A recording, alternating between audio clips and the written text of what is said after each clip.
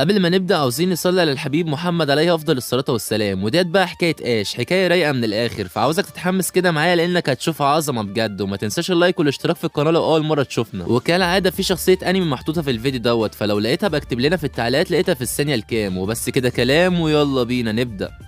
بتبدأ قصتنا بقى يا معلم في غابة كده، وبنشوف تنينة كبيرة وبيكون قدامها بنت صغيرة مغمى عليها وواد كده، والواد دوت بيكون بطنة وبيكون كمان متصاب في ايده. والتنينة ديت بتقول له بقى عملت كل ده عشان البنت ديت، وبتيجي متحولة لهيئة شبه البشر كده، وبتقول لبطنة انه يستحق موتة افضل من ديت. وبتبدأ تستخدم قوتها وبتعالج بطنة، وبيظهر على ايده وشم كده، وبعدها بيفوق بطنة في مكان تاني وما بيكونش قادر يتحرك، وبتظهر ليه واحدة كده وبتقول ان اسمها نافي، وبتقول لبطنة انه ما يخافش وان ديت مجرد طقوس عادية وانه هيفوق دلوقتي. وفعلا بطنة بيصحى وبيكون كل ده حلم. وبنشوفه بعدها في الأكاديمية والعيال بيتكلموا عليه وبيكونوا بيكرهوه وبيتجنبوه كمان، وبيقولوا انه أسوأ طالب عندهم وانه حتى معهوش مرافق لحد دلوقتي. وبيكون بطنة بيتجاهلهم لحد ما اتنين كده بيقولوا ان اكيد المرافق بتاعه هيطلع فاشل زيه. فبطنة بيتعصب ولسه يضربهم، فبيقوم صاحبه منعه، وبيكون صاحبه دوت اسمه ري. وبالمناسبة يعني اسم بطنة هو ايش. وبعدها بنشوفهم في الفصل والمدرسة بتعرفهم انهم دلوقتي بقوا فرسان، وان الوشوم اللي على جسمهم بتأكد كده، وان كل واحد على جسمه وشم هيكون قادر انه يستدعي التنين او المرافق بتاعه يعني، وانهم كلهم يقدروا يعملوا كده. فبيسخروا الطلاب من بطنة وبيقولوا ان مش كلهم عندهم مرافق، ولكن بطنة بيتجاهلهم. والمدرسة بتقول لهم انهم يتمرنوا كويس ويحسنوا علاقتهم مع المرافق بتاعهم. وبعد الفصل ما بيخلص بيجي ري، هو بيقول لبطنة انه ما يزعلش وانه اكيد هيستدعي المرافق بتاعه قريب جدا. وبطنة بيقول ان ده اكيد، ولكن ري بيكون مستغرب من حاجة، وهي ان بطنة بيكون قادر يسيطر على اي تنين من بتوع الاشخاص التانيين، وان ده شيء مش عادي. وبصوا بقى لما اقول مرافق كاني بقول تنين، تمام؟ لان هما الاتنين واحد. وحط لايك بقى ويلا بينا نكمل. وبيكون بطنة مستغرب من الموضوع برضه، بس وقتها بيقطعهم صوت واحدة كده وبتكون بتزعق في الطلاب عشان يبعدوا من طريقها. وبتكون اسم البنت ديت سيلفيا، وبتكون الاميرة الرابعة، ولكن محدش بيكون بيحبها لانها متكبرة ومغرورة. وبيعرف اش من ري ان في سباق للتنانين هيحصل قريب. وبطنة بيقول يا خسارة مش هقدر اشارك عشان ما عنديش رفيق. فري بيقول له يا عم انت مش عندك وشم في دراعك، انت هتفضل مخبي رفيقك لحد امتى؟ فبطنة بيقول له يا حمار لسه الرفيق ما ظهرش. وقتها بتظهر موزة جديدة بقى، والعيال بيكونوا ملمومين حواليها، وبتكون افضل راكبة تنانين في الاكاديمية واسمها بيكون ريبيكا. وبعدها بنشوفهم وهم بيتدربوا، بيكون هيقتلوا باستخدام التنانين عشان المدربين يعرفوا مستواهم. وبطنة بياخد تنين ري، وده لانه بيكون قادر يركب اي تنين حتى ولو مش رفيقه. وبيتجهزوا بعدها وبتبدا المعركة، وبتبان مهارة سيلفيا اللي بتكون معاها تنين قوي، ولكن اش بيغطي عليها. وبيكون نازل طحن في العيال واحد وراه التاني، وبيكون عنده مهارة كبيرة جدا، ولكنه بينسى نفسه وبيجي خابط في سيلفيا والتنين بتاعها. واش بعدها بيتهزق من المدرب، ما طبعا لازم يتهزق، ما الاميرة الرابعة وكده. وسيلفيا بعدها بتجيله بتكون متعصبة، فبيعتذر لها اش، ولكن سيلفيا بتديله كف من الاخر وبتقول انه ما يتسلاش بتنانين التانيين. وري بيقول لها ان اش ما عندوش رفيق، فبتقول انها عارفة وان اكيد المرافق بتاعه مات او هيطلع غبي زي سيده. واش بيقول لها انت بتكلمي مين يا وليه يا سعرانة انت، وبيكون عاوز ينفخها، ولكن سيلفيا بتضحك وبتقول عليه انه فاشل، وانه لو عاوزة تتأسف له وتتراجع عن كلامها لازم يشارك في سباق التنانين ويفوز عليها كمان. فبيقول لها بطلنا ولك ذلك. وبعدها بنلاقيه في نفس المكان الغريب ومش بيكون قادر يتحرك برضه، وبيسأل نافي ليه بتعمل كده، فبتقول له انها تتولد قريب وهتكون في عهدته وانها لازم تفحصه قبلها، وما تسألنيش بتفحصه ازاي. وفي تاني يوم بيكون يوم السباق، وريبيكا بتدي خطاب للمتسابقين عشان يتحمسوا، بتقول ان الفائز في السباق هيخرج في موعد معاها. والعيال بيسمعوا الكلام دوت من هنا وبينفجروا من الحماس حرفيا، حقهم بصراحة. حتى ري بيكون عاوز ياخد تنينه من اش عشان يشارك في المسابقة. ووقتها بتطلع سيلفيا عشان تقول كلمتها، ولكنها بتقول للطلاب يبذلوا جهدهم وبس. والعيال بيبداوا ينتقدوا اسلوبها، وفي اتنين بيقولوا انها زي اخوها واللي لقبه قاتل التنانين، وبيكون اتطرد من الاكاديمية وده بسبب المشاكل اللي عملها. وبطنة بيكون بيسمعهم وقتها، وبعدها بيكون السباق هيبدا وبينطلقوا فعلا وبيعدوا من وسط المدينة والناس بيشجعوهم. وبعدها بيدخلوا في نفق والبنات بيحاصروا سيلفيا عشان ما تتقدمش اكتر، ولكن بطنة بيلاحظ كده وبيساعدها. وسيلفيا بتقول له ما تتوقعش ان اشكرك، فبطنة بيقول لها ما حدش طلب منك شكر. وبيكملوا السباق وبيعدوا على كذا مكان، ولكن بعدها تنين ري بيتعب، وبطنة بيقف وبيقول انه مش هيقدر يغلب تنين بيقدر يطير بتنين ارضي، وبيقول انه مش هيكمل السباق، ولكنه بيكون فرحان لانه نافس سيلفيا. وبعدها بيسمع صوته وبيسيب التنين وبيتوجه لمكان الصوت دوت، وبيلاقي وقتها حطام مركبه، وبيلاقي شخص غريب واقف فوق المركبه ديت، والشخص دوت بيوجه سلاحه ناحيه بطنة. وبطنة بيقول له انت من جنود الامبراطوريه ولا ايه؟ فبيضحك الشخص دوت وبيقول لبطنة ازاي قادر يحافظ على تنين في دراعه وهو في العمر الصغير دوت. فبطنة بيقول له انت ازاي عرفت؟ فبيقول له انه يقدر يشوف الوشم لانه ملعون. ووقتها في حد بيهجم على بطنة ولكنه بيتفادى، وبنعرف ان ديت مساعده الشخص الغريب. وبطنة بيحاول يهرب بس البت ديت بتجري وراه وبتقدر تمسكه فعلا، وبتطلع بتطلع سلاحها وقبل ما تخلص عليه بتتردد وبترجع لورا، وبطلنا بيستغرب من انها ما ترتهوش ولكنها بتكون هتقع، فبطلنا بينقذها وبيقع مكانها، والشخص الغامض بيقول للبنت انهم لازم يمشوا، بيكون اسم البنت ديت هو انيا، وبطلنا بيكون بيقع ولكن وقتها بيتوهج الوشم اللي على دراع بطلنا. واخيرا يا جماعه بيظهر رفيقه اللي بينصدم بطلنا منه لانها بتكون بنت مش تنين، وبطلنا بيفتكر نافي ولكنه بيقول انها مستحيل تكون نافي لان ديت صغيره جدا. والبت اول ما بتفوق بتيجي مديه يد البطلنا بتطيره، وبطلنا بيقول لها ان هو سيدها وانها رفيقته هنا، فبتقول له لا انت شكلك فاهم غلط، انا السيده هنا. فبطلنا بيقول لها نعم يا اختي مفيش الكلام دوت. ولكن لما بيروحوا البيت بتكون رفيقته نايمه على سريره، وبنشوف بطلنا وهو نايم على الارض، وواضح يعني سيطره بطلنا. وفي تاني يوم بتيجي ريبيكا لعنده عشان تشوف رفيقته وبتتاكد انها طلعت بشريه فعلا مش تنين، فبتقول لاش انها هتجيب باحثه عشان تعرف ازاي حصل كده، وبتقول لاش انه يعتني بيها وانها حاله خاصه. وبعدها بنشوفهم هما بيشتروا حبه حاجات وبيكونوا جابوا لبس لرفيقته، وبعدها بيجيب لها كريب وبيكون مدلعها على الاخر. وبيقول بطلنا انها بتاكل اكلهم عادي بالرغم من انها المفروض تاكل لحمه زي التنانين، بس بعدها بتتعب رفيقته بعد ما بتاكل الكريب وحرارتها بترتفع. ووقتها بتشوفهم سيلفيا وبتضرب بطلنا وبتقول له ازاي تاكلها كريب يا حمار، دي تنينه مش بشريه زينا. ومساعده سيلفيا بتكون ادت لرفيقه اش الدواء. وبعدها سيلفيا بتعتذر لاش لانها غلطت في رفيقته قبل كده وبتمشي من المكان بعدها، واش بيقول اخ لو تفضل عاقله كده على طول، ولكن رفيقته بتضربه وبتقول له انت بتحب البت ديت ولا ايه، وبتكون بتغار عليه. بس وقتها بيحس اش بحد بيراقبهم فبياخدها وبيبعدوا من المكان. ولما بيقعدوا بيقرر اش يسمي رفيقته لانها ما عندهاش اسم لحد دلوقتي وبيسميها ايكو. بيكون الاسم ده بتاع اول تنينه تم ترويضها وعمل عقد معاها، وبتنبسط ايكو باسمها جدا وبيتفاعل ختم اش معاه، وبكده يكون عقدهم اكتمل. وبعدها بنشوف ايكو اللي بتروح تغسل وشها واش بيستناها بره، ولكن وقتها بيكون في حد بيراقبهم وبتقدر توصل لايكو وبيكون معاها اداه غريبه. واش بيبدا يقلق على ايكو بعد ما بتتاخر جوه، ولكن وقتها سيلفيا بتشوفه وبتفكره بيحاول يبص على البنات، بس اش بيهديها وبيشرح لها الوضع. فبتدخل سيلفيا ومساعدتها ومش بيلاقوا جوه غير الطاقيه بتاعت ايكو، فبتقول سيلفيا انها كده اتخطفت، فبيخاف اش عليها جدا وبيقول انه يبدا يدور عليها دلوقتي. ولكن سيلفيا بتوقفه وبتقول ان هو وايكو مرتبطين سوا بسبب الوشم اللي على دراعه، وان لو ركز قوته شويه بس هيعرف مكانها. وفعلا بيفك اش الرباط اللي على دراعه وبيحاول يلاقي ايكو. وقتها الوشم بيتوهج وبيظهر فراشات حوالين اش، وبتقول له سيلفيا ان هو الوحيد اللي يقدر يشوف الفراشات ديت وانه يروح وراهم وهم يعرفوه مكان ايكو. وفعلا بيعمل اش كده وبيوصلوا لبيت قديم. وقتها ايكو بتفوق بتلاقي الباحثه جنبها وبتقول انها جابتها هنا عشان تعمل عليها ابحاث وانها اول مره تشوف رفيق بشكل بشري، وبتكون ناويه انها تشرح ايكو. فايكو بتبدا تصيح بقى واش والباقي بيسمعوا صياحها دوت وبيوصلوا الباب كده مش بيقدروا يفتحوه، بس سيلفيا بتقوم مستخدمه قوتها وبتفجر الباب. واش بيقول لها شيل ايدك يا وليه انت من على ايكو، فبتقول له انها بتعمل شغلها وبس وانها باحثه. واش وقتها بيفتكر ان ريبيكا قالت له ان في باحثه هتيجي عشان تشوف حاله ايكو، فبيقول لها بقى انت بقى الباحثه. فبتقول له حصل، وبتقول انها كانت هتفحص ايكو وبس، ولكن بعد ما شافتها حبت تاخدها وتشرحها عشان تعرف ازاي رفيق يتولد على شكل بشري. فاش بيقول لها خلصت كلامك هاتي ايكو بقى، فبتقول له ان ده مستحيل، وبتستخدم اداه سحريه لمنعهم من استدعاء رفقائهم، وبتيجي مستخدمه تعويذه عليهم وبتخليهم يبداوا يفقدوا الوعي. واش بيكون وقتها اتاثر بالتعويذه ديت، ولكن ايكو بتنادي عليه وبتقول له ينقذها. وقتها بيتفعل الوشم وبيقدر يقوم من التعويذه وبيوقف قوه الباحثه اللي بتكون مصدومه من قوته اللي ظهرت فجاه، وبيقول لها اش انها تحرر ايكو. فعلا بتعمل كده، ولكن ايكو بتديله بوكس من الاخر وبتقول له انه اتاخر عليها، والحمد لله الموضوع بيعدي على خير. وفي تاني يوم بينصدم اش وسيلفيا، وده لان الباحثه بقت مدرسه عندهم في الاكاديميه والطلاب بيكونوا مبسوطين جدا بيها، وبنعرف ان اسمها انجلا. وبعدها بنشوف اش واللي بتكون ريبيكا عنده وبتطلب منه انه ينضم لمجلس الطلبه. ووقتها بتكون سيلفيا مع التنين بتاعها، وساعتها بيجي لهم انذار وبتروح سيلفيا تشوف في ايه، وبنعرف ان في تنين خارج عن السيطره. ووقتها اش بيكون مع ريبيكا وبيسالها ليه عاوزاه ينضم لمجلس الطلبه، فبتقول له انها عاوزاه ينضم ليهم عشان هو قوي وعشان يدوروا برضه في موضوع الاشخاص اللي شافهم قبل كده وانهم ممكن يكونوا جواسيس من الامبراطوريه، واكيد هدفهم تدمير الاكاديميه ديت. ولكن وقتها بيسمعوا صوت الانذار وبيشوفوا ان سيلفيا بتحاول تروض التنين ولكنها مش عارفه، والتنين بيكون مبهدلها خالص. وبطلنا بيقول انها مش هتعرف تروضه وان هو بس اللي بيقدر يروض اي تنين. فبتقول ريبيكا ان عشان كده سيلفيا بتحاول تروضه لانها بتعتبر بطلنا منافس ليها وانها اكيد مش هتخليه يتفوق عليها. فبطلنا بيكون قلقان على سيلفيا، ولكن ريبيكا بتقول له ما يخافش وبتنط من الشباك وبتستدعي التنين بتاعها وبتخليه يعمل ليها الارك، وبتيجي منطلقه على التنين التاني. وبطلنا بعدها بيكون قاعد وبيقول ان ريبيكا قدرت تسيطر على الوضع وتهدي التنين التاني وان الارك بتاعها كان جامد جدا. ولكن وقتها ايكو بتضربه وبتقول له يا ابني انا بكلمك انت سرحان في ايه، وبتقول له انها عاوزه تعرف ايه التمثال دوت. فبيقول لها اش ان دوت تمثال لاول ارك اتعمل من مرافق لبشري، وبيقول لها انها برضه هتعمل له ارك، والارك دوت بيكون درع بيعمله التنين او المرافق لسيده. ولكن وقتها بيكون في حد بيراقبهم واللي بتطلع انيا، وبتقول ازاي اش لسه عايش وانه المفروض يكون مات من لما وقع مكانها، وبتقول انها لازم تعرف سيدها انه لسه عايش. وفعلا بنشوفها بعدها عند سيدها واللي بيكون اسمه بيل وبيسالها عن احوال المدينه، فبتقول انهم ناسيين ان في حرب شغاله بين مملكتهم والامبراطوريه وانهم عايشين في سلام. فبيقول بيل انه هيفكرهم بالحرب، وبيجي مطلع سيف قوي جدا من معاه وبيستخدم تعويذه كبيره في السماء، وبيقول ان السلام دوت مش هيستمر. هو بيلاقي انه استدعى تنين قوي جدا، وبيبدا التنين في تدمير المدينه، ووقتها بيشوفوا بطلنا واللي معاه وبتحاول ايكو انها توقفه، ولكنه بيمسكها وبيسحبها لجواه وبيفعل قوته وبيدمر اكتر في المدينه. ولكن وقتها ريبيكا بتكون استدعت التنين بتاعها واستخدمت الارك وبتحضر رمح قوي جدا وبتهجم بيه على التنين اللي بيحاول يصد الضربه، ولكنه مش بيقدر وبيخترق الرمح راس التنين. وبيقول اش انها نجحت فعلا في هزيمه التنين، ولكن الصدمه انه بيتجدد من تاني. هو بيجي هاجم على ريبيكا اللي بتقول لاش انه ياخد سيلفيا ويهرب، وسيلفيا بتكون مرعوبه من قوه التنين دوت، ولكن اش بيديلها كف وبيفوقها. هو بيقول لها انها تستدعي تنينها وتوصله لعند التنين المتجدد، وانه اكيد هيقدر يروضه زي باقي التنانين. وفعلا سيلفيا بتجيب تنينها وبتقول لاش انه يجي معاها. وفي الوقت دوت بتكون ايكو مغمى عليها بعد ما التنين المتجدد بلعها، وبتفوق في مكان غريب وبتلاقي نافي قدامها، وبتقول لها نافي انها لازم تساعد اش، وانه دلوقتي بيحارب التنين المتجدد عشانها، وبتعرفها ان التنين دوت كان ميت ولكن في حد استدعاه. فايكو بتقول لها ساعده ازاي، فبتقول لها عن طريق الارك، وبتدي لها اكتر من شكل للارك، وبتكون كمان معاها مقاسات بطنه، وبتقول لايكو انها قدرت تجيب مقاساته عن طريق احلامه. فبتقول لها ايكو اياكي تقربي لاش مره تانية يا وليه انت، ولكنها ما بيكونش عندها وقت للخناق، وبتحاول تصنع الارك بتاع اش بسرعه. واش وقتها بيكون بيحاول يوصل لراس التنين ولكنه ما بيكونش عارف. هو بيقول ان طالما الوشم اللي على دراعه لسه بيتوهج فكده ايكو لسه عايشه، وايكو وقتها بتقدر تجمع الارك بتاع اش، واش وقتها بيكون وقع من على التنين مره تانية. هو بيكون التنين المره دي هيخلص عليه وبيهجم عليه بهجوم من الاخر، والهجوم بيسيبه فعلا، وسيلفيا ما بتكونش قدرت تلحقه. بس وقتها بيظهر ان بطلنا ما اتصابش، وده لان ايكو عملت له الارك وبتقول له ان دوت ارك مؤقت. وسيلفيا بتاخد بطلنا وبتحاول توديه عند راس التنين المتجدد، وبطلنا بيقول لها ان تنينها قوي جدا وانها ما تفكرش انها تروض تنين تاني. وبينط بعدها وبيوصل لعند التنين المتجدد وبيبدا يروضه. باللي بيشوف كده وبيقول ان اش مميز فعلا، وبيقول ان مهمتهم النهارده انتهت. واش وقتها بيقدر يتواصل مع التنين وبيعرف انه كان تنين عادي وكان مرافق لشخص، وبيقول له التنين انه يخلص عليه باستخدام قوه الضوء. فاش بيوافق على كده، وبيجي مستدعي سيف من الضوء وبيهجم بيه على التنين المتجدد، واخيرا بيقدر يغلبه فعلا. وبتنور المدينه بعدها وبيقدر اش انه ينقذ ايكو. وبالليل بيكونوا متجمعين عشان يحتفلوا بالانتصار على التنين المتجدد، وبتقول ريبيكا لاش انها تضمه لمجلس الطلبه هو وسيلفيا لو حابين، وفعلا الاتنين بيوافقوا على كده. وريبيكا بتديلهم بوسه لكل واحد فيهم، وبيكون دوت العقد بتاعهم. يا بختهم يا اخي، ده حتى سيلفيا اللي هي بنت بتكون انبسطت. وبعدها بقى بنشوف ذكرى من الماضي لسيلفيا واللي بتكون متصابه في رجليها، بس بطلنا بيجي وبيساعدها. وبنعرف بعدها ان سيلفيا ما تعرفش ان الواد اللي انقذها زمان هو بطلنا، وحتى بطلنا مش بيكون فاكر انه انقذ سيلفيا زمان بالرغم من انه معاه اللعبه بتاعتها. وبعدها بنشوف ريبيكا اللي بتقدم للطلاب اعضاء مجلس الطلبه الجدد، واللي بيكونوا سيلفيا واش وايكو. والطلاب بيرحبوا بيهم جدا وبيكونوا بدأوا يتعودوا على اش ويحترموه. واش بعدها بيقول ليكو ان شكلها كان حلو جدا، فبتشكره على كده. ووقتها بتساله عن الورق دوت، واللي بيكون مكتوب فيه انه نادي معجبين للفارس الابيض. وبيقول لها اش ان الفارس الابيض هو اللي انقذ المدينه من التنين. فبتقول له ايكو يعني دوت نادي المعجبينك؟ فبيقول لها ممكن. وفي حته تانية بنشوف واحده كده وهي بتنزل تقطيع في حبه ناس، وهنعرف مين البنت ديت كمان حبه. وفي الاكاديميه ري بيقول لاش انه عاوز ياخد ريفيو حبه، وانه ياما اداله التنين بتاعه، يقصد هنا انه عاوز ياخد ايكو شويه. فايكو بتديله كف من الاخر. وبعدها بنلاقي حبه بنات بيدخلوا، بتقول واحده فيهم ان اسمها جيسيكا وانها قائده نادي المعجبين للفارس الابيض، وبيكونوا جم عشان يسالوا سيلفيا لو تعرف مين هو الفارس الابيض. ولكن سيلفيا مش بتعبرهم وبتقول لهم يمشوا من هنا. بس جيسيكا بتقول لها انت مين يا وليه عشان تقولي لواحده من النبلاء انها تمشي. بس وقتها ريبيكا بتجيلها وبتيجي مقربه من جيسيكا وبتقول لها كام حاجه كده. فالبت حرفيا ملامح وشها بتتغير، وبتيجي واخده حبه البنات اللي معاها وبتمشي من المكان. وبعدها بنشوف ريبيكا اللي بتعرف بطلنا ان جيسيكا مش نبيله، وانها بس بتدعي انها من النبلاء، وكل ما بتعمل مشاكل بتهددها ريبيكا انها هتفضحها. فبتسكت وبتمشي من المكان. وبعدها بتقول لهم انها جمعتهم عشان حاجه مهمه النهارده، وهي ان الاميره الاولى جايه عشان تشوف الاكاديميه. فبتنصدم سيلفيا وبتستخبى وبتقول احي بقى اختي المتوحشه دي هتيجي لهنا، وبتكون مرعوبه. وبيعدي الوقت وبتفضل سيلفيا خايفه كده، وبيكون اش مستغرب من خوفها من اختها. فمساعده سيلفيا بتقول لبطلنا انها هتعرفه ليه سيلفيا بتخاف من اختها كده. وبتقول ان اخت سيلفيا واللي اسمها اينز كانت قويه جدا، وكانت بتدرب الاميره سيلفيا تمرينات كتيره جدا عشان تبقى قويه زيها، وانها كانت بتخليها في جبل لوحدها واللي بيكون مليان تنانين، وبتخليها تنجو من الجبل دوت بمفردها. وعشان كده سيلفيا بتكون بتخاف من اختها اينز. وفي تاني يوم بيكون الكل متجهز لوصول الاميره الاولى اينز، واش مش بيلاقي سيلفيا في المكان. فبتقول له ريبيكا انها ممكن ما تجيش بسبب خوفها من الاميره. فبيقول لها اش حقها ما تجيش بصراحه، ولكن وقتها بيتصدموا ان سيلفيا جايه، وبيستغربوا اكتر لما بيلاقوها مش خايفه. واش بيقول لها انت كويسه؟ فبتقول له طبعا. ووقتها بقى بيوصل موكب الاميره اينز، وبيكون موكب من التنانين وفيهم مركبه عملاقه. ووقتها بتهبط المركبه وبتنزل منها الاميره اينز، واللي بتكون عزيز المتابع عود فاخر من الاخر، ولكنها مفتريه حبه زي ما عرفنا. واينز بتسال عن سيلفيا لو موجوده. فسيلفيا بتقول انها موجوده وانها اكيد مش هتفوت وصول اختها الكبيره. بس اينز بتقول لها لا والله، وبتقول لها تفضلي تمثلي لحد امتى يا كوزيت، وبتيجي ضربها بالسيف بس سيلفيا بتتفادى وبتقول انها كانت عارفه انها مش هتعرف تخدعها لوقت طويل، وبتخلع التنكر وبتطلع مساعده سيلفيا وبتقول لها اينز فين سيلفيا الحقيقيه بدل ما اشرحك دلوقتي، فبتطلع وقتها سيلفيا الحقيقيه وبتكون خايفه جدا من اينز، واينز بتلاحظ كده وبتقول لها انت متوقعه انك تحكمي المملكه بضعفك دوت ولا ايه، وبتيجي هجمه عليها وبتقطع هدومها، فسيلفيا بتتحرج وبتقع على الارض، واينز بتقول لها انت تعملي كده وهتتحرجي برده لو ديت ضربه من العدو ولا ايه، وبتقول لها انها خيبه املها فيها جدا، واش بيقول لها جرأيه وليه انت بتعملي في اختك كده ليه، ولكنه بيلاقي السيف على رقبته وبيكون دوت مساعد اينز، واينز بتوقفه وبتقول لبطلنا بقى انت بقى اش، وبتقول انها سمعت باللي هو عمله وانه انقذ المدينه من التنين، وبتقول للمساعد بتاعها انه يجيبه معاهم. وفي مكان تاني بنشوف انيا واللي فيه واحد بيجي لها وبيعرفها ان اصحابهم لما عرفوا بوجود اينز في المدينه قرروا انهم ينتقموا منها ويحاولوا يغلبوها عشان ينتقموا لاصحابهم اللي ماتوا على ايديها، وانيا اول ما بتسمع كده بتحاول توصل لاصحابها بسرعه قبل ما يهاجموا اينز ودوت لانها قويه جدا ومش هيقدروا عليها، وبنشوف بعدها بطلنا اللي لبسوه لبس الخدم ودوت لانه يخدم اينز، وفعلا بيقعد يخدمها مع الخدم طول النهار، وحرفيا البطل بيتهان هنا وبعدها بيرتاح حبه وبيشوف حبه كتب وبيكون في كتاب فيهم بيتكلم عن الفارس الابيض واللي بيكون بقى اسطوره في عالمهم دلوقتي، وفي خادمه بتجيله وبتقول له ان الفارس الابيض انقذ المدينه من تنين قوي زمان وانه استخدم قوته جنب التنين دوت، وبتقول لاش انه زي الفارس الابيض لانه برضه انقذ المدينه من التنين وعشان كده الناس لقبوه بالفارس الابيض، وبقى ليه نادي معجبين كمان، وبتقول له الخادمه ان الاميره اينز عاوزه تشوفه دلوقتي ولكنها ما بتكونش لوحدها وبيكون معاها ريبيكا وانجلا، وبتكون بتسمع منهم اخر الاخبار اللي حصلت في المدينه، وبتقول لها ريبيكا ان ممكن يكون في جواسيس من الامبراطوريه، ووقتها بطلنا بيقول لهم معلش بس هو انا معاكم هنا ليه، فبتقول له اينز انه بقى بطل في نظر الناس وده لانه انقذهم وانقذ المدينه كامله من التنين، وبعدها بتقول اينز لسيلفيا انها قررت تجوزها بما انها ضعيفه كده، وان بعد موت اخوهم بتهمه قتله للتنانين عائلتهم الملكيه ضعفت وانها عاوزه تجوزها حد من عيله نبيله وده عشان تقوي من عيلتهم مره تانية، فريبيكا بتقول لها مش انت الاميره الاولى والمفروض انت اللي تتجوزي، فبتقول لها اينز انها مش بتهتم غير بالقتال وبس، وسيلفيا بتقول انها مش عاوزه تتجوز من حد ودوت لانها عاوزه تكون فارسه وتقاتل هي وتنينها سوا، فاينز بتقول لها ان مستواها ضعيف وان حلمها دوت بعيد جدا، فبطلنا بيقول لها ما حصلش وان سيلفيا قويه ومعاها مرافق قوي كمان وانها ما شافتش قوتها الحقيقيه، فبتقول له اينز اذا كان كده فممكن اديلها فرصه كمان وانها بكره هتخلي سيلفيا تقاتل حد قدامها عشان تشوف قوتها الحقيقيه، وبتقول لسيلفيا انها تتجهز لكده وسيلفيا بتقول لها تمام، وفي تاني يوم بتكون المباراه هتبدا وبتكون بين سيلفيا وريبيكا، وبتكون المباراه عباره عن كره الطايره بس بالتنانين، وبتبدا المباراه فعلا وبتكون الكره مع سيلفيا وبتبدا تراوغ اللاعبين التانيين لحد ما بتوصل لتنين ريبيكا اللي بياخد منها الكوره وبيقدر يسدد هدف، وسيلفيا بتحاول تسدد مره تانية ولكنها بتغلط وبتتصاب هي وتنينها في الاخر، وبكده تكون ريبيكا هي اللي فازت في المباراه، وبنشوف بعدها سيلفيا اللي بتفوق في سريرها وبتلاقي ان بطلنا جنبها وبتقول له انت بتعمل ايه هنا يا عم، فالمساعده بتاعتها بتعرفها ان هو اللي جابها لاوضتها بعد ما اتصابت، فبتشكره سيلفيا على كده ولكنها بتلوم نفسها لانها خسرت، ووقتها بيجي مساعد اينز وبيكون جه عشان يطمن على سيلفيا بعد الاصابه اللي حصلت ليها، وبتكون اينز هي اللي بعتها عشان يعمل كده، وبنعرف ان هو النبيل اللي هيتجوز سيلفيا، وسيلفيا بتقول له انت ما عندكش مانع انك تتجوزني يا اسطى، فبيقول لها ان لو اينز قالت له كده فهو مش هيتردد وهيتجوزها، واش بيقول له يا عم انت عبيط هي اينز لو قالت لك اي حاجه هتعملها، فبيقول له حصل، فاش بيقول له انت ما عندكش شخصيه ولا ايه، فالمساعد بيقول له انه عارف انه ترقم لما انقذ المدينه من التنين ولكنه ما ينساش نفسه برضه، وهنا المساعد بيكون اهان بطلنا حرفيا وبيجي ماشي بعدها وبطلنا بيكون متعصب منه على الاخر، بس سيلفيا بتهديه، وفي تاني يوم بيكون اش في اجتماع مع ريبيكا وباقي مجلس الطلبه، وبتعرفهم ريبيكا ان الاميره اينز هتتجول النهارده في المدينه وانهم لازم يرافقوها ودوت لان في جواسيس في المدينه، وبتوريهم اشكال بعض الجواسيس اللي عاوزين يختاروا الاميره اينز، وفعلا بعدها بنشوف اينز وهي بتشوف المدينه وبيكون معاها بطلنا وباقي مجلس الطلبه وبيكونوا بيراقبوا الوضع عشان لو حد من الجواسيس ظهر، وبتكون سيلفيا وقتها بتتمنى انها تبقى اقوى، وجيسيكا بتكون جنبها وبتتمنى انها تتجوز الفارس الابيض وبتكون اتهوست بيه، فسيلفيا بتقول لها انت اتهبلت يا بت ولا ايه، بس وقتها في ناس بيخترقوا سقف المكان وبينزلوا بيكون معاهم تنين وقائدتهم بتكون على التنين دوت، وبتقول للموجودين انهم ما يتحركوش من مكانهم وانهم رهائن عندها دلوقتي، واينز واللي معاها بيلاحظوا اللي بيحصل وان في دخان في المبنى اللي فيه الاميره سيلفيا، فبتقول لهم انهم يتراجعوا دلوقتي ويعملوا خطه في المركبه بتاعتها، وفعلا بعدها بنشوفهم في المركبه وبيجي لهم اتصال من الخاطفه واللي بتطلع اينز عارفاها لانها حاولت تقتلها قبل كده، وبطلنا بيقول انها نفس شكل الجاسوسه، وبتقول الخاطفه ان مطالبها سهله وهي ان اينز تيجي لعندهم ولو فكروا يقتلوهم هتفجر المكان بقنبله معاها، وانها تقتل واحد من الرهائن كل ساعه على تاخير اينز، فعشان كده لازم اينز تجيلهم بسرعه، وبتقفل المكالمه بعدها، وفي الوقت دوت بنلاحظ ان سيلفيا مستخبيه وسط الرهائن ودوت عشان الخاطفه لو عرفت انها اميره واخت اينز كمان مش هترحمها، وفي الوقت دوت بتقول ريبيكا ان عندها خطه وهي انها تبعت اش لالهاء الخاطفه حبه لحد ما يقدروا هم يحفروا نفق من تحت المكان ويدخلوا منه، فايكو بتقول لها لا يا اختي انا مش مضحيه بالخادم اللي عندي، فبتقول لها ريبيكا انها ما تقلقش وان اش رغم ان هو صغير وما يبانش عليه الا انه بيقدر يستدعي الارض، وبكده هو هيكون يكون بخير. وفعلا بيروح اش لعند الخاطفه وبتدخله فعلا وبتقول الخاطفه هما بعتوا عيل زيك عشان يتفاوض معايا، هما بيستهينوا بيا ولا ايه؟ فبيقول لها اش ان اينز مش مهتمه بالرهائن وانها ممكن تفجر المكان باللي فيه. فبتقول الخاطفه لا والله انت جاي تهددني كمان، وبتقول انها كده هتضطر تضحي باول رهينه معاها. واش بيحاول يمنعها بس مساعدين الخاطفه بيمسكوه، وقبل ما تاخد الرهينه بتتدخل سيلفيا وبتقول انها الاميره الرابعه للمملكه وبتامرها انها تفك الرهائن. فالخاطفه بتقول لها لا والله يبقى انت بقى سيلفيا اخت اينز. فبتقول لها حصل. فبتيجي الخاطفه ماسكه السيف وبتضرب بيه سيلفيا بس ما بتكونش جرحتها وبتكون قطعت لبسها. وفي ايه بقى لبس سيلفيا عامل مشاكل مع كل اللي في الانمي ولا ايه؟ والبت بتتحرك برضه وبتقع على الارض زي ما حصل قبل كده. وبتفتكر سيلفيا كلام اينز لما قالت لها انها ضعيفه وانها لازم تتجوز وتعيش حياه بنت عاديه وانها ما تصلحش تكون فارسه. فبتقول ان دوت غلط وبتقوم من تاني وبتقول للخاطفه انها غلطت لما عملت كده معاها. واخيرا بيوصل لهم الدعم من تحت الارض وبتطلع ريبيكا هي والارك بتاعها وبتفشخ في المساعدين بتوع الخاطفه. وبيكون معاها مساعد اينز واش بيفك نفسه وبيحاول يوقف الخاطفه قبل ما تهرب، ولكنها بتكون قويه وبتؤمر التنين اللي معاها انه يخلص على اش. ولكن بطلنا وقتها بيصدم الكل وبيستخدم الارك الجديد بتاعه. بيكون طلبه من ايكو قبل كده وبيبعد التنين من طريقه وبيجري ورا الخاطفه اللي بتهرب منه. وبتوصل عند القنبله وبتقول له اي حركه منك افجر المكان باللي فيه. فبيقول لها اش ان ده مش هيحصل وبيستخدم سحره وبيستدعي بندقيه ثلجيه وبيقدر يجمد بيها اتباع الخاطفه. وبطلقه تانيه منه بيجمد القنبله. فالخاطفه بتقول له يا اسطى انا كنت بهزر معاكوا. فبيقول لها خلاص اتحملي هزارنا بقى وبيجي مجمدها هي كمان. وبيكون قدر ينقذ الموقف وبيقول انه قال ليكو تصنع الارك دوت بعد ما شاف قصه الفارس الابيض. وبعدها بقى بالله جيسيكا بتمسك في اش وبتقول انها ما صدقت انها لقيته، وده لانها بتكون عرفت انه الفارس الابيض. والبت بتقول له ده انت فارس احلامي ياض. بس ريبيكا بتيجي وبتضربها عشان تفقد الوعي وبتقول له انه يشوف سيلفيا. واش بيروح يطمن عليها وبتقول له انها كويسه ولكنها مش قادره تمشي بسبب اللي حصل النهارده. فبياخدها اش على ظهره وسيلفيا بتحس ان الموقف دوت حصل قبل كده. ما طبعا يا بنتي ما هو نفس الواد اللي انقذك زمان، بس هم طبعا ما بيكونوش فاكرين. وفي تاني يوم بتقول ريبيكا انها هتضم جيسيكا لمجلس الطلبه، وده بعد ما عرفت هويه اش وانه الفارس الابيض. وبتقول ريبيكا ان اينز عاوزه تشوفهم دلوقتي، ولما بيروحوا بينصدموا من ان الخاطفه موجوده. فاش بيقول ازاي اتحررت ديت. فبتقول له الخاطفه انها اصلا شغاله مع اينز. فالواد بيستغرب وبيقول ازاي. فبتعرفه اينز انها عملت كل ده عشان تقوي اختها سيلفيا. فالواد بيقول لريبيكا انت كنت عارفه برضه. هو بيقول هو انتوا جايبيننا هنا تهزقونا ولا ايه؟ والخاطفه بتقول انها شغاله مع اينز عشان تلاقي اختها، واينز بتقول انها هتضمن ليها رجوع اختها. وبعدها بتضحك على سيلفيا وخجلها، وسيلفيا بتقول لها انت لسه مخبوله يا بت بقى كل ده طلع تدريب في الاخر. وفي اخر النهار بتكون اينز هتمشي وبتكون سابت اختها سيلفيا تجري ورا هدفها وتكون فارسه، ودوت بعد ما شافت اصرارها على كده. ونشوف ايكو اللي بتحلم بحلم غريب وبيكون في وحش من الظلام بيكلمها وبيقول لها انه هيستولى عليها قريب. وبتفضل ايكو تنادي على اش. وفي تاني يوم بيفوق اش وبيلاقي ايكو صاحيه. فبيقول لها غريبه يعني صاحيه بدري. ولما بيقوم بتخاف ايكو انه يشوف السرير. ولما بيقرب اش بيلاقيها نيله الدنيا بسبب الحلم اللي شافته امبارح. فاش بيقول لها انت مش كبرتي يا بنت على الحاجات ديت. فايكو بتتحرج وبتديله بوكس من الاخر وبتطيره. وبعدها بنشوف بطلنا مع ري اللي بيعرفوا ان في رحله تدريبيه هتعملها الاكاديميه قريب، وانهم هيختاروا النهارده الطلاب اللي هيطلعوا الرحله ديت. وفعلا بنشوفهم بعدها في الاكاديميه وبيكون في واحد بيقول على اسامي الطلاب اللي هيطلعوا الرحله ديت. وبتكون من الاسامي ديت بنت كده اسمها لوكا ولكنها بتكون غايبه، والطلاب بيبداوا يتكلموا عليها وبيقولوا انها غايبه حتى في يوم زي دوت. واش بيقول لري هي مين لوكا ديت اللي الكل عمال يتكلم عنها. فبيقول ري انه ما شافهاش من 3 شهور. وبيقول لاش انت ازاي ما تعرفهاش يا اسطى، ديت تعتبر اصغر واحده تاخد لقب فارسه التنين، وانها حتى قدرت تغلب ريبيكا قبل كده. فاش بيندهش وبيقول انها شكلها قويه جدا على كده. وقتها المسؤول عن الرحله بيقول ان هم دولت بس اللي هيطلعوا الرحله التدريبيه، وبيكون في مشرفين على الرحله ديت وبيكونوا كلهم بنات زي ريبيكا وجيسيكا وسيلفيا. وبيكون لهم الحق انهم يختاروا طالب واحد اضافي عشان يجي معاهم الرحله. وبتقرر ريبيكا انها تختار بطلنا، وبطلنا وكل الطلاب بينصدموا. وبعدها بيسالها بطلنا اختارته ليه. فبتقول له انه قوي وانه عنده رفيق مميز كمان، وانه اكيد هيستفاد من الرحله التدريبيه ديت. وسيلفيا وجيسيكا بيكونوا بيسمعوهم وقتها، ولكن وقتها بيجي مساعد ريبيكا وبيخليهم يتفضحوا. فريبيكا بتقول لهم مش عيب تتنصتوا علينا برضه، ولكن المساعد بتاعها بيقول لها ان في حاله طوارئ. وبنشوف ان في حريق في الاكاديميه، ولما بيروحوا المكان الدخان بيلاقوا واحده نايمه في تابوت كده، وجيسيكا بتفكرها ميته وبتبدا تصيح. بس البت بعدها بتفوق وبتستغرب من وجود بطلنا واصحابه عندها، وبنعرف ان كل الدخان دوت بسبب البخور اللي هي سايباه. وجيسيكا بتبدا انها تصيح من تاني وبتقول لها في حد ينام في تابوت يا بنتي، ده ايه الفيل دوت. فبتقول لها ان دوت سريرها، ولكن ريبيكا بتتعصب منها فبتخاف البنت ديت وقتها وبتستخبى ورا ريبيكا اللي بتقول لجيسيكا انها تهدى. واش بيسال ريبيكا عن البنت ديت لانها واضح انها عارفاها. فبتعرفهم ريبيكا ان ديت تبقى لوكا وانها تروح معاهم الرحله، وبتكون واحده من الالف. واخيرا شفنا الف في الانمي دوت. وبتقول لهم ريبيكا ان لوكا تعتبر اصغر فارسه تنين في العالم. وبتسالها ريبيكا بعدها عن احوال التنين بتاعها. فبتقول لها لوكا ان احوالهم مش تمام خالص، وبتعرفها ان التنين بتاعها بيرفضها وانها ما بقتش عارفه تروضه زي الاول. وبيتفاجئ الكل لما بيسمعوا كده. وبعدها بيكون اش مستغرب ان في مرافق بيرفض سيده، ولكن ريبيكا بتقول ان المشكله الاكبر ان لوكا ما راقبتش التنين بتاعها بقالها 3 شهور، والرابط ما بينهم بقى ضعيف جدا، وبكده التنين بتاعها ممكن يموت في اي وقت. وبتكون ايكو وقتها في الغرفه بتاعتها وبتفتكر الحلم من تاني وبتقطع السرير وبتكون خايفه جدا. واش بيقول ان التنين بيفضل عايش بسبب الرابط اللي بينه وبين سيده، وان تنين لوكا في خطر فعلا. ولما بيرجع اس لاوضته بتنقض عليه ايكو، بتكون خايفه جدا، فاس بيهديها وبيديلها اكل وبيسال عن الحاجه اللي مخوفاها، فبتبدا ايكو انها تحكي له عن الحلم. فبيقرر اش انه ينام جنبها عشان يطمنها، فايكو بتفرح بكده، بس اش الغبي بيقول لها ما تنيلش الدنيا زي الصبح. فبتيجي ايكو متعصبه وبتديله رجل بتلزقه في الحيطه. وفي تاني يوم بنشوفهم في الاكاديميه، وبتكون ايكو نامت كويس بعد ما اش طمنها، وبيشوف اش لوكا من الشباك وبنعرف انها رايحه لتنينها. ولما بتوصل لعنده بتفتكر انها وقعت من عليه قبل كده، والتنين بيصرخ فيها وبيرفضها، فبتجري لوكا وهي بتعيط، وبيكون اش شاف كده. وبعدها بيروح اش عند ريبيكا وبيقول لها انه عاوز يساعد لوكا على استعاده الرابط بينها وبين تنينها، وانه حاسس بشعورها لانه كان ما عندوش رفيق لفتره طويله برضه. فبتقول له ريبيكا ان في حل، وهو انه يركب تنين لوكا، وكده هو هيتواصل معاه ويعرف ليه بيرفض لوكا زي ما عمل قبل كده مع التنين المتجدد. فبيوافق اش على الفكره ديت، وبيروح بعدها لوكا وبيعرفها اللي هم هيعملوه، وبيقول لها انها تحاول تكلم تنينها المره الاخيره، وانه لو رفضها تاني هيروضوا اش وقتها. وفعلا بنشوف لوكا اللي بتروح مع اش لعند تنينها، وبتحاول انها تركب تنينها قدام الكل، ولكنها بتفتكر الذكرى لما وقعت من عليه، والتنين بيرفضها تاني. ووقتها بتخاف لوكا وبتجري من المكان، وريبيكا بتقول ان كده لازم اش يروض تنين لوكا. وفعلا بعدها بتعمل ايكو الارك وبتديه لاش، واش وقتها بيروح لعند تنين لوكا، ولكن التنين بيرفض ان اش يقرب له، ولكن اش بيقول له انه هيروضه، يعني هيروضه، بس التنين بيضربه بديله، واش بعدها بيبص عليه ومش بيلاقيه. فريبيكا بتقول له انه فوق منه، واش بيبص وعينك ما تشوف الا النور. التنين بيحضر ضربه قويه جدا وبيهجم بيها على اش، والواد حرفيا بيتنفخ، ورغم انه صاد الضربه على اخر لحظه الا انه ما استحملش قوه تنين لوكا. وبعدها بنشوفه وهو قاعد مع ريبيكا وباقي مجلس الطلبه، هو بيقول ان خطه ترويضه فشلت، وبتقول سيلفيا ان كده ممكن لوكا ما تشاركش معاهم في الرحله التدريبيه، ولكن اش بيقول انه هيقنعها، فبتوافق ريبيكا على كده. وبتكون لوكا وقتها بتفتكر ذكرياتها مع التنين بتاعها، واش وقتها بيجي لها هو وايكو بيعرفوها ان خطه ترويضه فشلت، وبيحاول يقنعها انها تروح معاهم الرحله التدريبيه، وانها اكيد هتلاقي طريقه عشان ترجع الرابط بينها وبين تنينها في الرحله ديت. بس لوكا بتكون متردده، فايكو بتقلب الترابيزه وبتقول له يا عم ما تسيب البت تعمل اللي هي عايزاه. فاس بيقول لها انه بيحاول يساعدها، ولوكا لما بتشوف خناقه بطلنا وايكو بتفتكر علاقتها بتنينها، وبتقول لاش انها تروح الرحله التدريبيه، واش بيفرح بكده. وفي مكان تاني بنشوف انيا اللي بتروح عند بيل وبيسالها بيل عن احوال الاكاديميه، فبتقول له انها قدرت تتسلل الاكاديميه على شكل واحده من فريق الطبخ، وانها بتراقب اش ومرافقته كويس جدا، وانهم هيروحوا رحله تدريبيه وهي برضه هتروح معاهم كانها عامله. فبيقول لها بيل تمام جدا، وانه هيقابلها هناك لان عنده مهمه في مكان الرحله ديت. وانيا بتقول له تمام وبتمشي بعدها، وبيل بيقول ان خليفه افالورد اتولدت فعلا، وبيكون قاصد ايكو بالكلام دوت، وشكل الاحداث اللي جايه دمار من الاخر. وفي الاكاديميه بتقول ريبيكا انهم يجهزوا تنانينهم لانهم هيروحوا المكان الرحله دلوقتي، وفعلا الكل بيجهز تنينه وبينطلقوا على هناك. وبعد رحله طويله بيوصلوا فعلا، وبيكون مكان التدريب جنبه بحيره، وبتقول لهم ريبيكا انهم جم هنا عشان التدريب، ولكنها تسيبهم النهارده يستمتعوا بجمال المكان دوت. وفعلا بنشوفهم بعدها وهم بيتمتعوا بجمال المكان والميه، وبيكونوا كلهم بيتسلوا ما عدا لوكا واللي بتكون متضايقه على تنينها. وفي الليل بيشوفها اش وهي بتتمشى، وبيقرر انه يروح وراها، وبتكون انيا بتراقبه طبعا، وبيفضل اش ماشي وراها لحد ما بيلاقيها مع تنينها، وبتحاول انها ترجع الرابط بينهم من تاني، وبتفكر التنين بايامهم سوا، ولكن التنين بيرفضها برضه، فبتزعل لوكا جدا، ولكن اش بيتدخل وبيقول له ده سيدتك ياض انت ازاي بترفضها. هو بيقرر انه يقاتل تنينها مره تانيه، وفعلا بيقعد يتقاتل هو وتنين لوكا، وبيقول انه من غير الارك وان اي ضربه من دولت ممكن تخلص عليه. هو بيستدرج التنين لمكان معين، وساعتها التنين بيتزحلق وبيقع، وبتكون ديت خطه اش اللي بينط على راسه وبيحاول يروضه، ولكن التنين مش سهل برضه، وبيجي مستخدم ضربه سحريه على اش وبينفخه حرفيا. وانيا بتشوف كده وبتقول ان الضربه ديت المفروض تقتله، ولكنها بتفتكر انه انقذها قبل كده، فبتقرر انها تساعده، وبتقول للوكا انها تطلب المساعده من الباقيين وهي هتساعد اش، ورغم ان لوكا ما بتكونش عارفاها الا انها بتروح تجيب المساعده فعلا. وفي الوقت دوت بيفوق اش عند نافي وبيسال عن المكان دوت، فبتقول له نافي ان المكان دوت هي اللي بتعيش فيه، وانها مكتبه معلومات لجميع المرافقين، وبتقول له ان في حد عاوزه، واللي بيطلع تنين لوكا. واش بيستغرب من شكله الصغير، فبتقول له نافي ان التنين بيعتذر منه لان هاجمه بالسحر من شويه، وانه عمل كده لان ظهره مخصص لسيدته لوكا وبس. فاش بيسال عن سبب رفضه لوكا، فبتعرفه نافي ان من 3 شهور وقعت لوكا من على ظهر تنينها، وان من ساعتها وهي بقت بتخاف تركب تنينها، وانها هي اللي قطعت الرابط بينهم من غير ما تحس، وعشان كده تنينها بقى بيرفضها. ولكن نافي بتقول ان تنين لوكا ما فاضلوش غير 5 ايام بس قبل ما يموت، بسبب ان الرابط بينه وبين سيدته مقطوع. واش وقتها بيحس بحاجه غريبه في جسمه، فبتقول له نافي ان جه الوقت عشان يمشي، وانها بتعتمد عليه عشان يرجع رابط لوكا بتنينها. وبتقول على اس انه فارس افالورد. ووقتها بيفوق وبيعرف لوكا انه كلم تنينها، وبيعرفها كل اللي حصل، وان تنينها كان بيرفضها عشان يحميها. فبتزعل لوكا جدا على انها السبب في كل دوت، بس اش بيقول لها ان لسه عندهم 5 ايام عشان يرجعوا رابطها بتنينها. فبتقول له لوكا 5 ايام ايه ده، انت نايم بقالك 5 ايام هنا. فبيعرفوا بيعرفوا وقتها ان النهارده اخر يوم لتنينها وانهم لازم يلحقوه. في الوقت دوت بتكون انجيلا بتدور في موضه تنين كده، ولكن بيل وانيا بيجوا لها وبتقول لهم انتوا جواسيس الامبراطوريه ولا ايه، وبتكون عاوزه تقتلهم. بس بيل بيقول لها ما تحاولش وانها اكيد اضعف منهم، وبيناديها باسم مميز كده. وبتنصدم انجيلا وقتها ودوت لان الوحيد اللي كان بيقول لها الاسم دوت هو بيل اخو الاميره سيلفيا. وانيا بتضرب انجيلا وبتفقدها الوعي، وبيل بيقول لها تخلص عليها. بس وقتها بيتوجع وكأن في حاجه بتمنعه من قتل انجيلا، فبيقول لانيا انها تسيبها وان وراهم مهمه دلوقتي. وفي الوقت دوت ايكو بتيجي وبتطمن على اش، واش بيقول لها بالراحه يا بنتي مش قادره اتنفس. بس ريبيكا بتقول له سيبها يا عم، دي كانت خايفه جدا عليك لدرجه انها ما كانتش بتنام. فبيشكرها اش على خوفها عليه. بس وقتها بتيجي لوكا وبتقول ان التنين اختفى من مكانه. وبعدها بنشوف ابطالنا اللي بيكونوا بيدوروا على تنين لوكا، واش بيكون بيتوجع لسه من الضربه اللي اخدها من تنين لوكا، ولكنه بيخبي دوت عن الباقي. وبيقول ان ما عندهمش وقت، وبيفتكر كلام ريبيكا لما عرفتهم ان زمان كان في تنين قوي جدا وسيدته اللي بتكون في نفس عمر لوكا. وبتقول ان سيده التنين دوت تعبت جدا وقتها وكانت مريضه بمرض خطير جدا، والتنين ما حبش يشوفها وهي بتموت قدامه، فقرر انه يقطع الرابط بينهم ودوت عشان يموت معاها وانه بعد عنها بعدها. ولكن بعد فتره قدرت سيدته انها تتعافى، ولكن التنين كان مات وقتها في مكان معزول، وان المكان دوت بقى ضريح للتنين بعد ما عرفوا قصته. وبيقول لها اسمع معقوله تنين لوكا يعمل زي التنين دوت، فبتقول له ريبيكا ممكن، وانه اكيد هرب عشان يموت بعيد عن لوكا، وعشان كده هما بيدوروا عليه دلوقتي. وبيكونوا متوجهين ناحيه الضريح بتاع التنين، ولكن الصدمه ان بيل بيكون شايف كده وبيجي مطلع سيف وبيستخدم تعويذه قويه جدا عليه. واش واللي معاه بيكونوا مستمرين في البحث عن تنين لوكا، ولكن وقتها بيظهر ليهم عدد كبير جدا من التنانين المتجدده. وبنشوف الطلاب عند المعسكر التدريبي اللي بيلاحظوا التنانين المتجدده اللي بتكون متجهه ليهم، وريبيكا بتقول لهم يستعدوا. ولوكا وقتها بتلاحظ ان التنانين المتجدده متوجهين ناحيه المعسكر التدريبي، ولكن سيلفيا بتقول انهم لازم يعتمدوا على ريبيكا واصحابهم عشان يوقفوا التنانين ديت، وبتقول انهم لازم يروحوا الضريح عشان يلاقوا التنين بتاع لوكا. وبنشوف ريبيكا واللي معاها واللي بيبداوا يقتلوا التنانين المتجدده، وبطلنا واللي معاه بيتوجهوا للضريح، وبيطلب بطلنا من ايكو انها تعمل له ارك جديد. فبتقول له انت مصاب يا ابني، انت هتفضل مخبي وجعك دوت عننا لحد امتى؟ فبيقول لها ايش انها ما تقلقش وانها تعمل ليه ارك خفيف. ولما ايكو بتشوف اصراره وبتوافق على كده، هو بيوصلوا بعدها للضريح. بس التنين سيلفيا بيكون خايف من حاجه، وساعتها بيلاقوا بيل فوقيهم، وسيلفيا وقتها بتقول انها تخلص عليه. بس بيل بيقول لها تخلص عليا بالتنين اللي انا اديتهولك، وبيقول لها انها كبرت فعلا. فوقتها بتفتكر سيلفيا اخوها الامير بيل وانه اتعدم بسبب انه قتل تنين، وبتكون سيلفيا مصدومه وبتقول معقول يكون اخويا لسه عايش. ولكن وقتها المكان بيتهز، وبيل بيقول لهم قبلوا اللي جاي لكم بقى. هو بيقول لاس ان خليفه افالورد مش هتقدر تعمل له حاجه وهي في الحاله ديت، لانها بتعمل له ارك عند نافي وروحها ما بتكونش في جسمها وقتها. وساعتها بيتهد المكان من قدامهم وبيظهر تنين قوي جدا، وبيقول لهم بيل اكيد عارفين قصه التنين دوت، وبيكون استدعى التنين اللي في الضريح من تاني. ووقتها بنشوف ايكو اللي بتكون عند نافي وبتحاول انها تعمل ارك الاش بسرعه، وبتقول لها نافي انها لازم تعمل ليه ارك اصلي ودوت عن طريق انها تتحول لشكلها الاصلي كتنينه. فبتقول لها ايكو انها تبقى تعمل كده بعدين، ولكن دلوقتي ما عندهاش وقت. وبتكون نافي عارفه اللي بيحصل بره، وبتقول لايكو انها لازم تخلص بسرعه فعلا. وبره بيكون الوضع مش احسن حاجه ودوت لان ريبيكا بتكون بتعاني من عدد التنانين المتجدده، وهي واللي معاها بيكونوا تعبوا من عددهم اللي مش بيخلص. وحتى عند اس بتكون سيلفيا بتراوغ التنانين المتجدده، واس ما بيقدرش يحمي ايكو وبياخدوها منه، ومش بيكون قادر يعمل حاجه بسبب اصابته. بس وقتها ايكو بتفوق وبتديله الارك، وبيبدا اش يستخدم قوه الارك وبيبدا يخلص على التنانين المتجدده اللي عندهم. وبيل بيقول ان خليفه افالورد قدرت تعمل له ارك فعلا، بس مش بيقدر يكمل كلامه، وده لان اس بيوصل لعنده وبيهجم عليه، وبيل بيصد الضربه وبيرد له الهجوم. وايكو وقتها بتقول لاش ان الارك دوت مصمم للدفاع وانه يستخدمه كويس. وفعلا اش بيستخدم قوته وبيطلع دروع صغيره كده وبتقدر تجمد التنانين المتجدده، وبيهاجم بيهم بيل، ولكن بيل ما بيكونش سهل برضه، وبيقوم مدمر الدروع الصغيره وبيهجم على اش وبيطيره، وبيقول له بقى هو ده كل اللي عندك يا فارس افالورد. واش وقتها بيخطط لحاجه وبيشيل الارك وبيسيب دراع واحده بس، وبيل وقتها بيهجم عليه، ولكن اش بيفاجئه بدرع صغير بيهجم عليه، وبيقدر يسيب بيل في دراعه وبيهجم عليه اش تاني وبيطيره. وبيل بيقول له لا جامد ياض، وبيكون هيكمل القتال، ولكن وقتها سيلفيا بتوصل وبتكون قدرت انها تخلص على التنين اللي استدعاه بيل، وبتقول له انه يستسلم. بس بيل بيجي خلع دراعه، وبنعرف انها كانت دراع مزيفه، وبيقول انه مش هيستهين بقوتهم بعد كده، وبيقول لهم انهم يتسلوا بقى مع التنانين المتجدده، وبيجي خلع من المكان ومش بيقدروا انهم يلحقوه. ولوكا بتقول احي ودوت لان ريبيكا والباقي بيكونوا بيقتلوا التنانين لسه، واللي عددهم بيكون كبير جدا، واس بيقول ان حالتهم صعبه ولكن مش هيقدروا يساعدوهم دلوقتي. بس لوكا بتقول انها تتصرف، وبتيجي سحبه اس معاها وبتنط من فوق الجبل، واش بيكون عمال يصيح. بس لوكا بتشكره على مساعدته ليها، وانه اتصاب وكان مستعد يضحي بحياته عشان هي وتننا، وانها دلوقتي هترد له الجميل دوت. وبتبدا انها تعتذر لتننا، وبتقول انها مش هتخاف منه تاني، وبتقول له انه يرجع ليها مره تانيه ودوت لانه رفيقه. وقتها التنين بتاعها بيكون في اخر لحظاته، ولكن الرابط بينه وبين لوكا بيرجع من تاني، وريبيكا واللي معاها بيكونوا اتبهدلوا على الاخر، وقوتها بتضعف وبتفقد الارك بتاعها، وبتقول انهم هيخسروا خلاص. بس وقتها بيلاحظوا لوكا والتنين بتاعها، وبتقول لوكا القاش انه يمسك في التنين بتاعها كويس جدا، وبتبدا تعمل مهاره قويه كده اسمها التطهير، وبتكون ديت نفس المهاره اللي حاولت تعملها قبل كده ولكنها وقعت من على تننا، ولكنها المره ديت بتثق فيه وبتنط من عليه، وبتكون واثقه انه يلحقها في الاخر، وفعلا بيقدر يلقطها في الاخر وبيقدروا يعملوا مهاره التطهير. وبنشوف قوه المهاره ديت واللي بتبخر التنانين المتجدده من الوجود، وكل اللي بيشوف التقنيه بينبهر منها وبيبداوا يحيوا لوكا، وريبيكا بتقول انها قدرت تلحق رفيقها من الموت. وفي مكان تاني بنشوف شخص غامض كده وبيكون بيكلم بيل وبيقول له انهم استهانوا بيهم قوي، ولكن في المره الجايه مش هيفلتوا منهم، وانهم بس هيستنوا لحد ما يحصل المؤتمر القاري. وفي الوقت دوت عند اش واصحابه بتعرفهم ريبيكا ان ما حصلش خسائر من المعركه ديت، وان مفيش حد اتصاب، وحتى انزلا بيكونوا لقوها في الضريح وكان مغمى عليها وبس، وان كده الامور تمام. بس وقتها بتوصل واحده كده وبيكون معاها رساله من الملك للاميره سيلفيا، وبيكون الملك هو ابو سيلفيا طبعا. وبتفتح سيلفيا الرساله وبتلاقي انها دعوه للمؤتمر القاري، وبيكون الملك كاتب ليها انها تجيب اس وايكو معاها، واس بيقول لها احنا مال اهلنا بالمؤتمر دوت. ولكن بعدها بنشوف اس وايكو اللي بيكونوا مع سيلفيا ومتجهين ناحيه عاصمه المملكه عشان يحضروا المؤتمر، واس بيكون مستغرب من ان الملك عاوز يشوفه هو وايكو، وايكو بتكون متحمسه عشان تشوف العاصمه، فبتقول لها سيلفيا انهم وصلوا فعلا، وبيكون شكل العاصمه رايق جدا، وبينزلوا بعدها وبيكون الخدم في انتظارهم، وبتروح سيلفيا تقابل الملك وبتخلي اش وايكو ياخدوا راحتهم في المكان لحد ما تخلص، وبيروحوا مع الخادمه اللي بتوريهم المكان. واش بيلاحظ ان الحراسه قويه جدا في المكان دوت، فبتقول له الخادمه طبعا الحراسه لازم تكون قويه، وان كل الناس المهمين هيبقوا في المكان دوت خلال فتره صغيره جدا، وان واد صغير زيه مش هيفهم معنى المؤتمر دوت. فايكو بتقول لها قصدك اننا اغبياء ولا ايه، وبتكون عاوزه تخلص عليها، بس اش بيمنعها طبعا. وفي الوقت دوت بتكون سيلفيا عند غرفه الملك وبتدخل تقابله فعلا، والملك بيجري عليها زي الاهبل وبيقول لها كبرتي وحلوتي يا بت، بس سيلفيا بتديله كام ضربه كده وبتفوقه، وبعدها بيقعدوا يتكلموا وبتساله سيلفيا عن سبب دعوته ليها، وبتقول له انها لسه طالبه ومش جاهزه تحضر مؤتمر زي دوت. فبيقول لها الملك غلط، وان الشخص اللي رشحها انها تحضر المؤتمر دوت هو اختها اينز، وانها بتشكر في مهارتها جدا، وبيقول لها تثق في نفسها كده لانها الاميره الرابعه للمملكه. فبتقول له سيلفيا طب اش وايكو ليه طلبتهم معايا، فبيقول لها انه سمع اخبار كتير عنهم اخر فتره وانه حابب يشوفهم. وفي الوقت دوت بتسال سيلفيا ابوها عن اخوها بيل، وبتقول له هو فعلا تم اعدامه، فبيقول لها الملك طبعا وانه قتل رفيقه وان ده جريمه ما حدش يقدر ينجو من عقابها. فبتقول له تمام، بس بيبان على وش الملك القلق، وبعدها تطلع سيلفيا من عنده وبتكون مش مصدقه ان بيل تم اعدامه، وبتقول ان في حاجه في الموضوع اكيد. وفي المدينه بتكون ايكو مدوشه من كل حاجه وبياكلوا بعدها وبيتفسحوا، وبتكون ايكو مبسوطه على الاخر، وانيا بتكون ماشيه وراهم وبتراقبهم، ولكن وقتها بيلاحظوا ان في مركبه عملاقه بتعدي من فوقيهم. فبتقول لهم الخادمه ان كده الامراء وصلوا وان دوت وقت الاحتفال، وفعلا بنشوفهم بعدها وهم بيتجهزوا للحفله اللي هتحصل. وسيلفيا بتوصل وقتها وبيكون شكلها جامد على الاخر، واش بيقول لها كده، بس ايكو بتتعصب وبتقول له ده انت ما قلتش حاجه على شكلي، وبتمسكه تبهدله. والخادمه وقتها بتجيلهم وبتقول لهم ان الملك في انتظارهم، وفعلا بيروحوا لعنده، والملك بيشكر اش وايكو على اللي هم قدموه للمملكه. فاش بيقول له انهم ما عملوش حاجه، ولكن الملك بيقول له انه هيخليه قائد لفرسان التنانين. فاش بيقول له تمام، ولكنه بعدها بيستوعب اللي قاله الملك وبيتصدم، وبيقول له ازاي ده انا كده ابقى زي ريبيكا والاميره سيلفيا. فالملك بيقول له انه مش اقل منهم فعلا، وبيقول له انه انقذ البلاد اكتر من مره وان معاه رفيق مميز، وبيعين اش قائد لفرسان التنانين فعلا. وسيلفيا بتقول ان اش بقى من النبلاء وكده يقدر يتجوز من العيله المالكه، وبتتحرك بعدها. وهنا هي بتلمح انها معجبه ببطلنا، والملك بيدعوهم للعشاء وفعلا بيقعدوا ياكلوا سوا. وبتقول سيلفيا ان ملك الامبراطوريه مش جاي، فبيقول لها الملك انه عارف كده وانه بعت حد من النبلاء عشان يحضر الاحتفال مكانه. فبتقول له انت ليه واثق انه مش بيخطط لحاجه، فبيقول لها الملك انه بيحاول يتفادى عوده الحرب من جديد. وبيقول لاش انه لاحظ انه قريب من سيلفيا، فبيقول له اش ما حصلش يا باشا. فبيحذروا الملك انه يعمل اي حاجه متهوره مع بنته لانه وقتها هيشرحه. وفي مكان تاني بنشوف انيا واللي بتروح تقابل بيل، ولكن وقتها بتلاقي شخص تاني معاه وبيكون اسمه لويد، ولويد بيكون معاه جهاز كبير جدا في المركبه بتاعته وبيبدا يشغل الجهاز دوت. وانيا بتسال عن وظيفه الجهاز دوت، فبيقول لها لويد ان الجهاز دوت هيخلي التنين اللي جوه خليفه افالورد يظهر على حقيقته. هنا يقصد ايكو بالكلام دوت، وبيقولوا لانيا ان كل اللي عليها انها تخطف ايكو من الحفله بتاعت بكره وتجيبها لهنا وهم هيشغلوا الجهاز دوت عليها، فبتوافق انيا على كده. وفي الوقت دوت بتتقابل سيلفيا مع اينز والمساعد بتاعها والخاطفه، وبتعرفها سيلفيا انها شاكه ان اخوهم لسه عايش. فالمساعد بيتعصب من سيلفيا وبيقول لها ان دوت مستحيل، ودوت لانه كان صاحب لبيل، ومستحيل يصدق ان بيل فضل عايش وبقى تابع للامبراطوريه كمان. واينز بتقول لسيلفيا انها ما تعرفش حد الموضوع دوت لحد ما يتاكدوا منه. في الوقت دوت بيكون بيل مع لويد، ولويد بيقول له انه قريب التنانين كلها هتبقى تحت امرهم. فبيل بيضحك كده وشكله مش ناوي على خير ابدا. وبعدها بنشوف ايكو اللي بتشوف اللبس اللي هتلبسه في الحفله، وبتكون بتنقي بقى اللبس هي والخادمه، وبتقول ايكو للخادمه انها عاوزه تكون افضل واحده في الحفله. فبتقول لها الخادمه تمام جدا. ووقتها بنشوف سيلفيا اللي بتروح لاش وبتعرفه انها شاكه في ان اخوها لسه عايش. فاش بيقول لها ان دوت شيء ما يخوفش. وفي الوقت دوت بتكون ايكو مع الخادمه اللي بتفضل تغير ليها في اللبس، ولكن ايكو ما بيكونش عاجبها اي حاجه من دولت، وبتكون حرفيا شافت كل اللبس اللي عند الخادمه اللي بتقعد تعيط. ودوت لان ايكو بتقول لها انت ما عندكيش ذوق خالص، وبتقول لها انها عاوزه فستان يكون احسن من بتاع سيلفيا. فبتسالها الخادمه عن السبب، فبتقول لها ان اش المفروض ما يبصش لحد غيرها بما انها رفيقته. فبتقول وبتقول لها الخادمه ان دوت غلط، وان اش اكيد هيسيبها في يوم من الايام، ودوت لانه بشري وهي تنينه، وانه اكيد وقت ما يحب هيحب واحده بشريه. والكلام دوت بيكون نازل على ايكو زي الصعقه، ودوت لانها بتكون خايفه ان اش يسيبها في يوم من الايام، فبتهرب بسرعه من المكان. والخادمه بتحاول تلحقها ولكنها ما بتعرفش. الله يخرب بيتك، دي انت فشخت مشاعر ايكو حرفيا. وفي الوقت دوت بتقول سيلفيا لاش انها قلقانه ان اخوها يكون عايش، وانها حتى مش عارفه تثق في ابوها الملك، وحاسه انه مخبي حاجه عنها، ودوت لانها شافت ملامحه لما ذكرت اسم اخوها بيل قدامه. فبيقول لها اش انها ما تخافش، وانه هو صغير ابوه سابه هو واخته، وانه وقتها ام اش فضلت مخبيه عنه الموضوع لحد ما كبر عشان ما تجرحش مشاعره. وبيقول لها ان الملك لو خبى عنها حاجه فهي اكيد لمصلحتها، وفعلا بتطمن سيلفيا وقتها وبتشكر اش على كده. ولكن وقتها البرق بيضرب في السما، فسيلفيا بتخاف وبتنط على اش، وبيحصل كام حاجه رومانسيه كده، ودوت طبعا كلام مش محترم ما الناس دعوه بيه. ولكن وقتها بتدخل عليهم الخادمه وبتبوظ اللحظه. وفي الوقت دوت بتكون ايكو بتفتكر في كلام الخادمه، وبتقول انه صح فعلا، وان اش اكيد هيتجوز في يوم وهيخلف ويسيبها، وانها تنين واكيد مش هيبص ليها. ووقتها بتقع على الارض. وفي الوقت دوت بيروح اش عشان يطمن عليها في اوضتها، ولكنه مش بيلاقيها، وبيبدا انه يقلق عليها. وفي الوقت دوت بتكون ايكو ماشيه وبتلاقي مكان مهجور كده، وبتقرر انها تكتشفه. ولكنها وقتها بتلاحظ حاجه غريبه، لانها بتشوف انيا ومعاها اشخاص تانيين، وبيكون معاهم اسلحه، وبتستخبى ايكو منهم. ولكن الخادمه بتكون جت عشان ترجعها للقصر مره تانيه، وبتفضل تنده عليها. فساعتها بتعرف انيا واللي معاها ان في حد في المكان. ووقتها بيكون اش بيسال المساعده بتاعت سيلفيا لو هي تعرف مكان ايكو، فبتقول له انها كانت بتنقي لبسها مع الخادمه، وانه ما يقلقش عليها ويروح يتجهز للحفله. فبيقول لها اش تمام. وفي الوقت ده بتكون الحفله بدات فعلا، وبيكون اش وسيلفيا موجودين فيها. بس اش بيتصدم من ان بيل ولويد موجودين في الحفله ديت. وفي الوقت ده الاشخاص اللي مع انيا بيهجموا على الخادمه، بس ايكو بتيجي مدافعه عنها. ولكن انيا وقتها بتطلع سلاح من معاها وبتضرب ايكو بيه. واش بيكون واقف مع سيلفيا، ولكن لويد بيجي ليهم وبيقول لسيلفيا انه عاوز يرقص معاها في الحفله، بس هي بترفض وبتختار انها ترقص مع بيل. وفي الوقت ده بتكون مساعده سيلفيا بتدور على ايكو، ولكنها بتلاقي بقع دم، والخدم اللي معاها بيلاقوا الخادمه اللي كانت مع ايكو. وبنشوف سيلفيا اللي بترقص مع بيل، وسيلفيا بتساله وقتها لو هو اخوها فعلا، ولكن بيل مش بيرد عليها. ولما بتقول له يجاوبها بيقول لها انها تكمل الرقصه وهي ساكته. وبعد ما بتخلص الرقصه بيسالها ايش عملت ايه، فبتقول له انها ما استفادتش منه بحاجه، وما بيكونوش قادرين يوقفوا بيل ولويد او يعملوا لهم اي حاجه، لان لويد هو النبيل اللي جه بدل ملك الامبراطوريه، وهم لو عملوا له اي حاجه كانهم بيعلنوا بدايه الحرب من جديد. وفي الوقت دوت مساعده سيلفيا بتعرفهم ان في مشكله حصلت، ولما بيروحوا معاها بنلاقي ان الخادمه اللي كانت مع ايكو فاقت، وبتبدا تحكي لهم اللي حصل، وان ايكو اتخطفت. فبتتعصب سيلفيا على الخادمه دوت لانها قالت الكلام القاسي دوت لايكو، بتقول لها ان ايكو زيهم بالظبط. فبيقول لها اش انها تهدى، وبيسال الخادمه عن شكل الخاطفين، ولما بيعرف وصفهم بيعرف انهم انيا وبيل، وبيكون عاوز يروح يكسر عظم بيل، بس سيلفيا بتمنعه وبتقول له ان الصح دلوقتي انهم يدوروا على ايكو. في الوقت ده ايكو بتكون محطوطه في الجهاز وبتكون لسه عايشه، وبيبداوا يضخوا سائل من الطاقه في جسم ايكو عشان يظهروا شكلها الحقيقي. وايكو وقتها بتتوجع من اللي بيحصل فيها، وبيبدا الحلم بتاعها انه يتحقق فعلا، وبتقول انها واثقه ان اش هينقذها. ولكن وقتها بيقرروا جنود الامبراطوريه انهم يستخدموا كامل الطاقه بتاعه الجهاز على ايكو، وفعلا بيعملوا كده، وبينجح الجهاز في انه يصحي قوه ايكو الحقيقيه، وبتكون هتتحول لشكلها كتنين. ولكن الصدمه ان حتى الجهاز ما بيستحملش القوه ديت، وبيبدا يخرج عن السيطره ويتدمر. وايكو وقتها بتطلع منه وبيتفعل وشم غريب عليها. واش وسيلفيا بيكونوا وقتها بيدوروا على ايكو، بس وقتها اش بيحس بوجع غريب في دراعه، وبنشوف ان الوشم اللي على ايده بيتوهج بقوه لدرجه انه بيحرق هدومه، وبينطلق شعاع وقتها للسما وبيكون وشم غريب. وسيلفيا بتنصدم منه دوت لانه بيتحول لشرنقه كبيره جدا بعدها، وبيقول بطلنا انه حاسس بايكو جوه الشرنقه ديت. وايكو وقتها بتكون خلاص هتتحول لهيئتها كخليفه سيد التنانين افالورد. واش وسيلفيا بيلاحظوا ان في اكتر من تنين متجهين ناحيه الشرنقه ديت، ووقتها الشرنقه بتبدا تتكسر وبيظهر منها شكل ايكو الحقيقي، والتنانين بيكونوا بيلفوا حواليها، وبيكون شكل ايكو جامد جدا. واش الوشم بتاعه بيتوهج من تاني، وساعتها بيتاكد ان ده ايكو بهيئتها كتنين. وفي الوقت ده بتقول اينز لمساعدها ان التنانين بتاعتهم بقت تحت سيطره التنين الضخم دوت، وان الامبراطوريه لو هجمت عليهم مش هيقدروا يدافعوا عن نفسهم. ووقتها بقى بنشوف لويد اللي بيقول ان في تنين ضخم بيدمر المدينه، وبيكون بيعمل كده عشان يخوف الناس من التنانين، وفعلا بينجح في انه يعمل كده. هو بيقول مساعد اينز ليها انهم لازم يحاولوا يوقفوا التنين الضخم دوت، ولكنها بتقول له انهم لازم يخلصوا شغلهم هنا الاول. وبنلاقي ان بيل قدامهم، وبتقول له اينز انه يخلع قناعه، فبيخلعوا بيل فعلا. وبتنصدم اينز وقتها وبتعرف انه فعلا اخوها، فبيل بيقول لها غلط، وانه جسم اخوها فعلا، ولكن العقل مش عقل اخوها. وبيقول لها ان هو سيد الظلام وملك التنانين الحقيقي. فبتقول له اينز ازاي دوت، فبيعرفها انه اخد جسم رفيق بيل، وبقى تنين بيل اخوها في جزء طيب وفي جزء شرير. وساعتها بيل عرف كده وحاول يقتله، ولكنه اتعدم بسبب كده. وساعتها اينز بتعرف الحقيقه، وان بيل حاول ينقذهم من الشر اللي جوه تنين، وعشان كده قتله. هو بيحاول مساعد اينز انه يهجم على بيل، ولكنه بيرزعه في الحيطه بقوته، وبيقول انه دلوقتي واخيرا هيقدر ياخد الجسد اللي يناسبه، وهو جسد ايكو. وبيبدا ساعتها ملك الظلام انه يخرج من جسم بيل، واينز بتحاول تقتله بسرعه ولكنها ما بتقدرش بسبب قوته الكبيره، وبيغمى عليها. ولكن بيل بعدها بيفوقها، وبتكون لسه هتضربه ولكنه بيهديها وبيعرفها ان اخوها، وبيقول لها ان ما عندوش وقت للشرح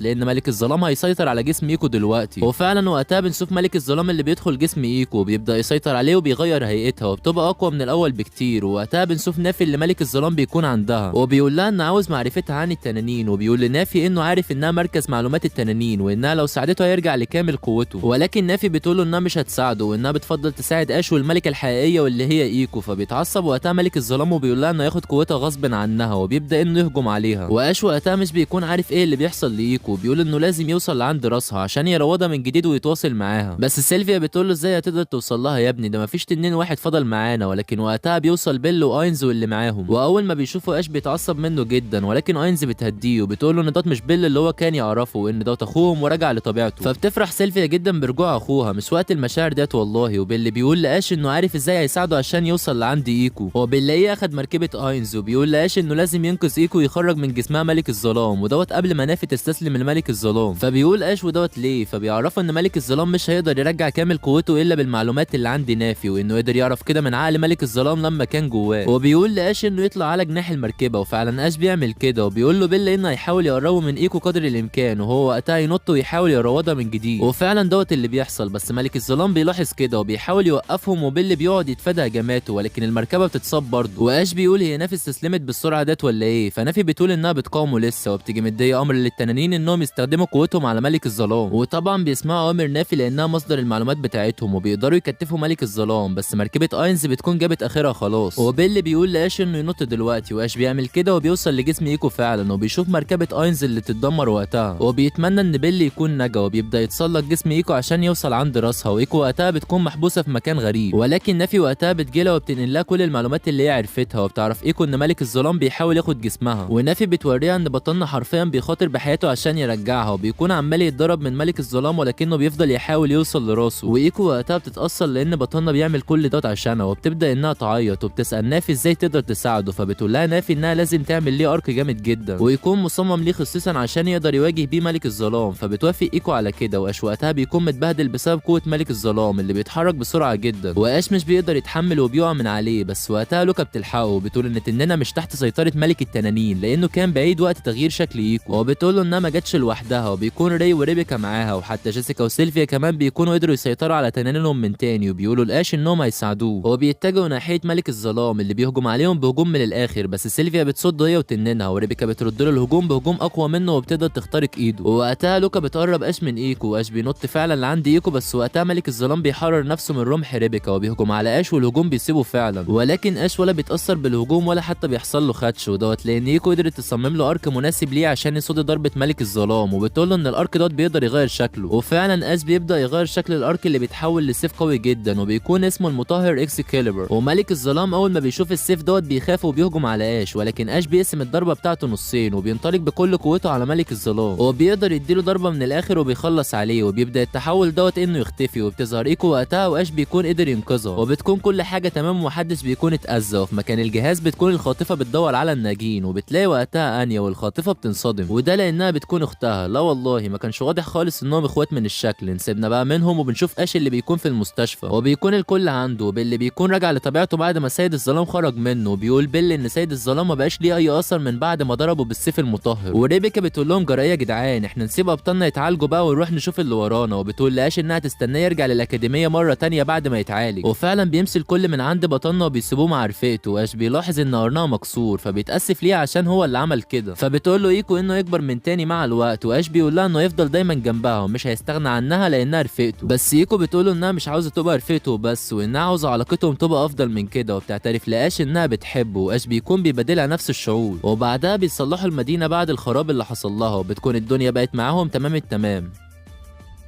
وبس كده لحد هنا نكون خلصنا حكايه اش كامله، فاستنونا في حكايات تانية قادمه باذن الله. وبس كده، لايك تفعل اشتراك ويلا سلام.